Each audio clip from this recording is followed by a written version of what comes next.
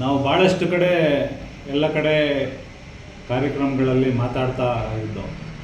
ಈ ಸ್ಕೂಲ್ಗಳಲ್ಲಿ ವಾರ್ಷಿಕೋತ್ಸವ ಸಮಾರಂಭದಲ್ಲೆಲ್ಲ ನಾವು ಮಕ್ಕಳಿಗೆ ಮೊಬೈಲ್ ಕೊಡಬೇಡಿ, ಯಾವಾಗಲೂ ಕೂಡ ಮೊಬೈಲ್ ಇದ್ದಂಥ ಸಂದರ್ಭದಲ್ಲಿ ಸ್ನೇಹಿತರು ಇರ್ಬೋದು, ಮನೆಗೆ ಬಂದಂಥ ಸಂಬಂಧಿಕರು ಇರ್ಬೋದು, ಯಾರು ಕೂಡ ಸ್ಪಂದಿಸದೇ ಇರತಕ್ಕಂಥ ವಾತಾವರಣಗಳು ನಾವು ಭಾಳಷ್ಟು ದಿವಸಗಳಿಂದ ನೋಡ್ತಾ ಇದ್ದೀವಿ. ನಿನ್ನೆ ತಾನೇ ನಡೆದಂಥ ಕೊರಿಯನ್ ಗೇಮ್ಸಲ್ಲಿ 3 ಜನ ಹೆಣ್ಮಕ್ಳು ತಂದೆ ತಾಯಿ ಮೊದಲಿಂದ ಮೊಬೈಲನ್ನು ಕೊಟ್ಟು ಕೊರಿಯನ್ ಗೇಮಲ್ಲಿ ಭಾಗಿಯಾಗಿ 3 ಜನನೂ ಕೂಡ ಆತ್ಮಹತ್ಯೆ ಮಾಡಿಕೊಂಡಿರತಕ್ಕಂಥದ್ದು. ರಾತ್ರಿ 2 ಗಂಟೆ ಸುಮಾರಿಗೆ ನೀರು ಕುಡಿಯಲಿಕ್ಕೆ ಅಂತ ಹೋದಂಥ ಸಂದರ್ಭದಲ್ಲಿ 3 ಜನನೂ ಕೂಡ ಡೆತ್ ನೋಟ್ ಬರೆದು ಸುಸೈಡ್ ಮಾಡ್ಕೊಂಡಿರತಕ್ಕಂಥದ್ದು. ಎಂಥ ವಿಪರ್ಯಾಸ ಅಂದರೆ ಇಡೀ ದೇಶನೇ ಬೆಚ್ಚಿ ಬೀಳತಕ್ಕಂಥ ಕೆಲಸಗಳು ಆಗ್ತಾಯಿದೆ. ಗೇಮ್ಸಲ್ಲಿ ಭಾಳಷ್ಟು ಜನ, ಸಾವಿರಾರು ಜನ ಸಂಖ್ಯೆಯಲ್ಲಿ ನಾವು ಸತ್ತಿರತಕ್ಕಂಥ ಉದಾಹರಣೆಗಳು ನಾವು ನೋಡಿದ್ದೇವೆ.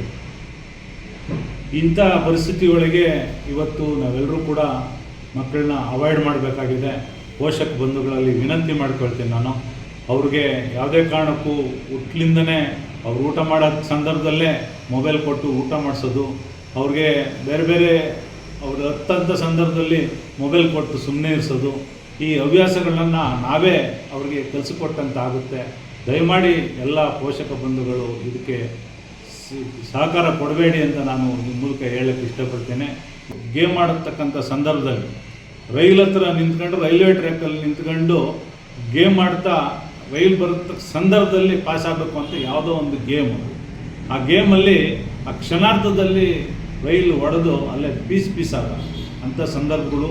ಭಾಳಷ್ಟು ಜನ ಈ ಗೇಮ್ ಆಡ್ಕೊಂಡು ಸೆಲ್ಫೀಸ್ ತೆಕ್ಕೊಳಕ್ಕೆ ಹೋಗಿ ಭಾಳಷ್ಟು ಜನ ಹಳ್ಳಕ್ಕೆ ಬಿದ್ದಿರತಕ್ಕಂಥದ್ದು, ಬಾವಿ ಬಿದ್ದಿರತಕ್ಕಂಥ ನಿದರ್ಶನಗಳು ಭಾಳಷ್ಟು ನೋಡಿದ್ದೀವಿ.